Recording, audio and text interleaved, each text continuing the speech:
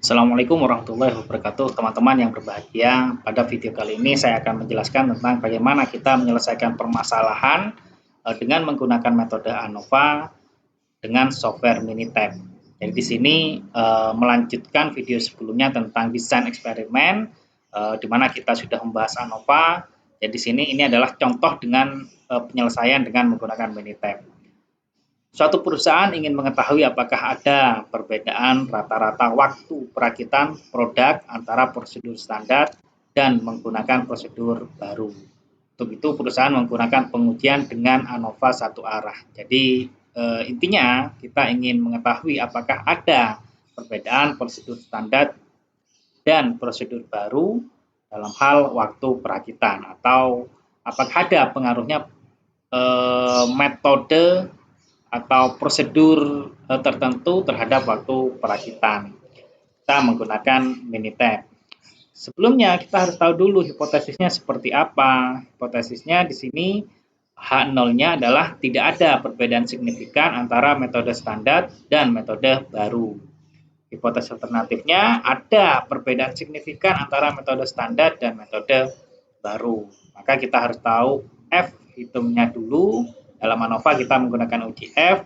Ketika F hitung lebih besar dari F tabel atau p-value kurang dari alfa, maka tolak H0 atau terima H1. Sebaliknya, jika F hitung kurang dari F tabel atau p-value lebih besar dari alfa, maka gagal tolak H0.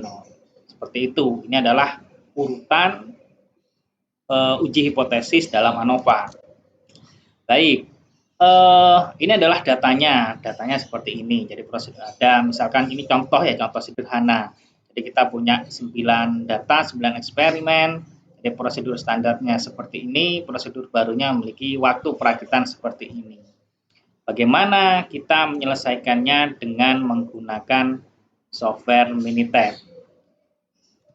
Kita lihat, oke, kita langsung coba dengan menggunakan Minitab. Langkahnya bagaimana?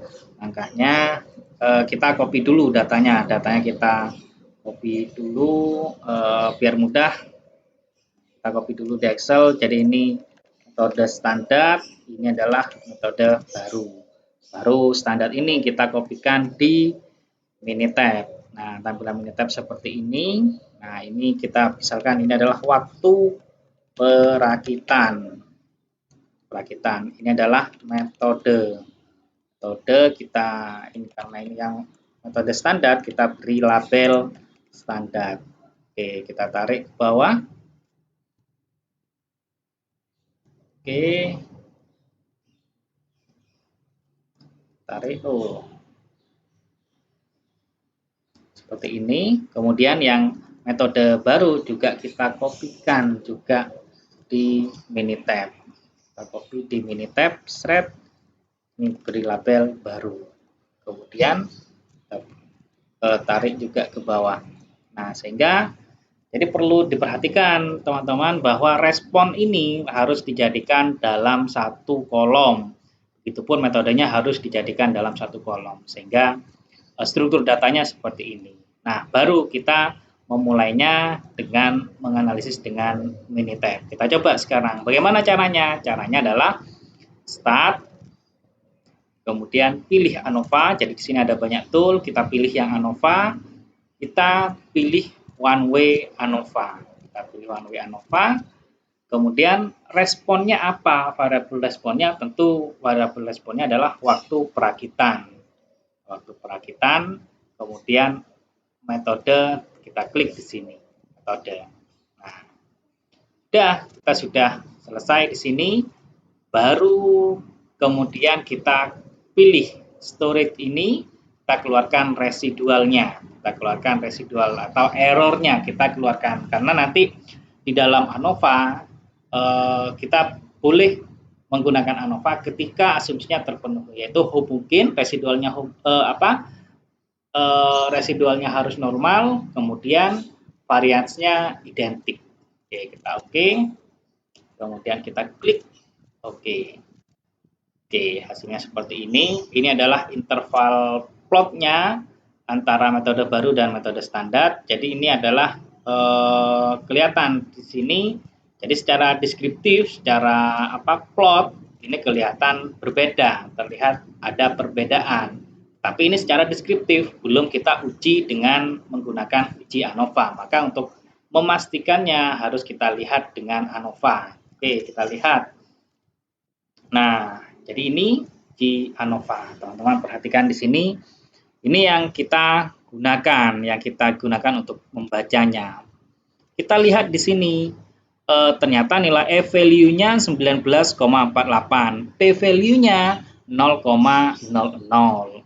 Nah, E-value ini yang dibandingkan dengan F-tabel. Kalau misalkan F-value itu lebih besar dari F-tabel, maka tolak H0.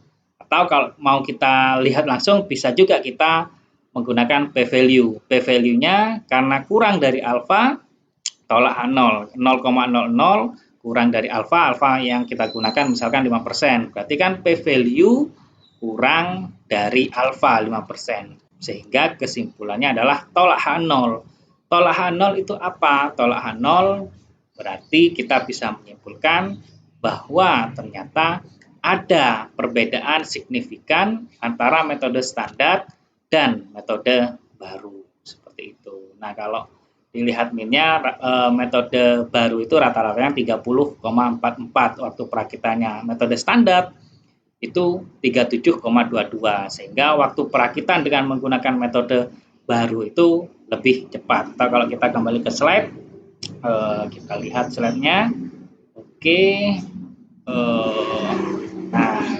nah seperti ini. Jadi ANOVA-nya seperti ini teman-teman. P-value 19,48, P-value 0,00. Jadi sehingga bisa disimpulkan bahwa ada perbedaan signifikan antar metode ini. Metode standar rata-ratanya 37,22, metode baru 30,44. Nah, ANOVA ini bisa kita gunakan ketika sudah memenuhi asumsi. Asumsi residualnya harus normal dan variasinya harus identik. Kita coba sekarang residualnya ini harus normal. Dengan menggunakan apa? Dengan menggunakan normalitas tes. Dengan menggunakan Kolmogorov-Smirnov. Kita coba apakah sudah normal atau belum.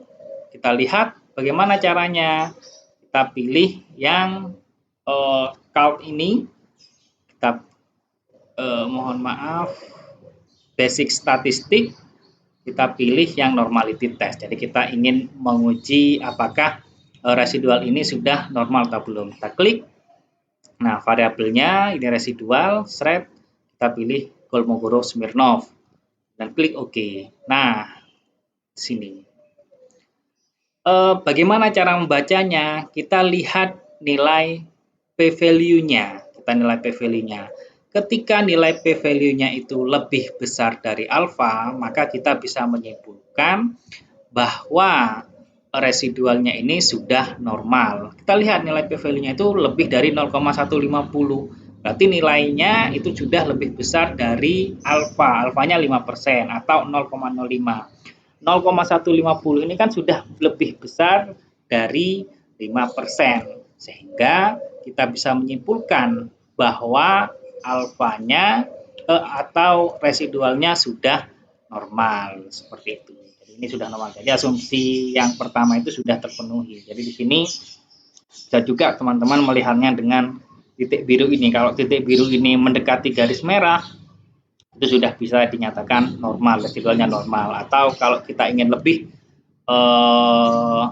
lebih meyakinkan lagi dengan menggunakan pengujian. Kalau lebih dari 0,05 berarti sudah normal. Itu asumsi yang pertama. Asumsi yang kedua, bagaimana? Asumsi yang kedua itu varians datanya harus identik. Kita lihat caranya bagaimana? Caranya start, kemudian pilih ANOVA, kemudian test for equal variant. Test for equal variant untuk melihat apakah datanya sudah identik atau belum. Waktu perakitan kita masukkan, sudah kita masukkan.